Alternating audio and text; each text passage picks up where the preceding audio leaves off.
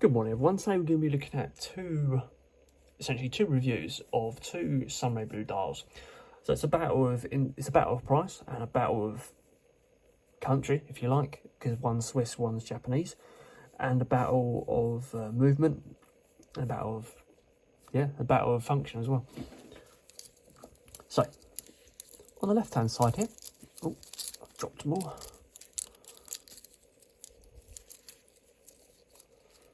On the left, we've got a Seiko 5 Daydate. So the Seiko 5 SNX S75K1 Daydate versus the Rolex Oyster Perpetual 2015 edition of the 114200, I believe.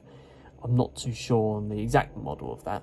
I've had it a while. This is my very own Oyster Perpetual watch that I bought a few years ago. So, the Seiko has a 37mm case diameter, whereas the Rolex has a 34mm case diameter.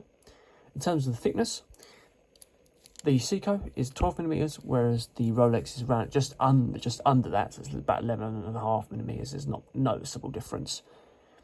And they both operate on an all-make movement. In terms of the weight, the Air King weighs around about 160 grams. That's with the adjustment dial on the strap, whereas the Seiko weighs around about 100 grams. It's not doesn't feel heavy, and it probably comes down to the strap being so cheap.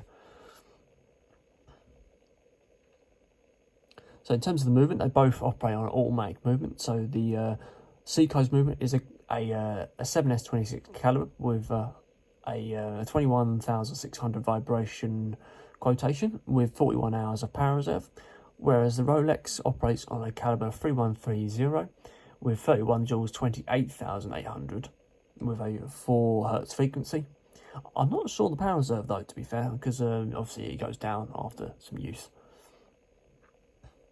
So moving on to the dials here, we've got obviously navy blue, a sunray blue versus sunray blue. The sunray blue on the Seiko is a bit more sort of well defined in terms of a bit more of a distinctive blue, whereas the Rolex Air King is a bit more of a subtle navy blue. This one tends to look better when it's, they probably look both quite nice actually when they're outdoors. This one shines up a bit more like the left hand one when you're outdoors. Both got luminous materials on the hands.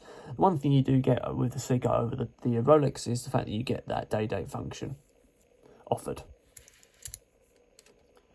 All of the watches, well not all of them, but all of the Rolex, funnily enough, is housed in a sapphire crystal with anti-reflective coating, whereas the Seiko is just hardened mineral glass.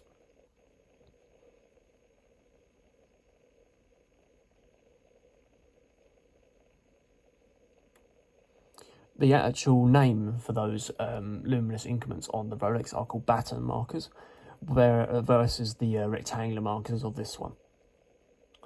So coming down to the crowns, the crown on the Seiko is a recessed crown at 4 PM with two positions, as you might expect.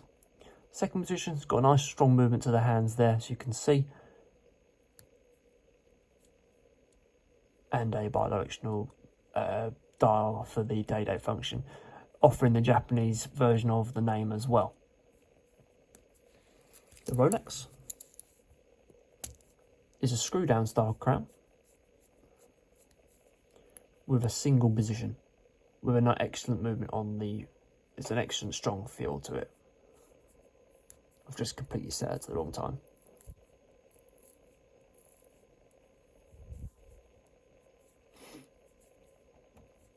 In terms of water resistance, the Seiko only offers around about 30 meters of water resistance, whereas the Rolex offers 100. In terms of the straps, they are you've got 19mm versus 19mm in width.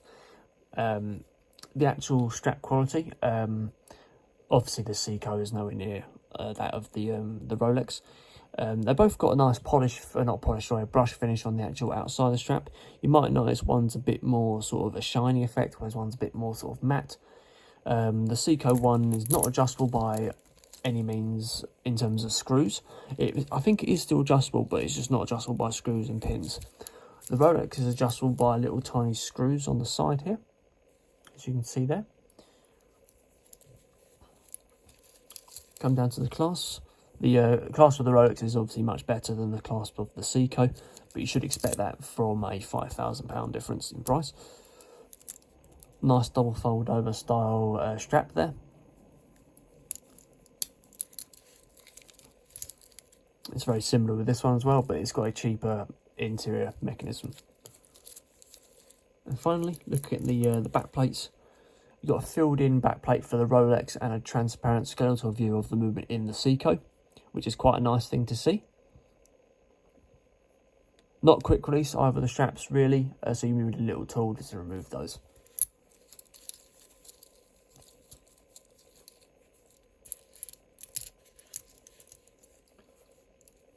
So there you go guys, that is the Seiko Daydate versus the Rolex Air King. A battle of price, a battle of dial, and a battle of movement.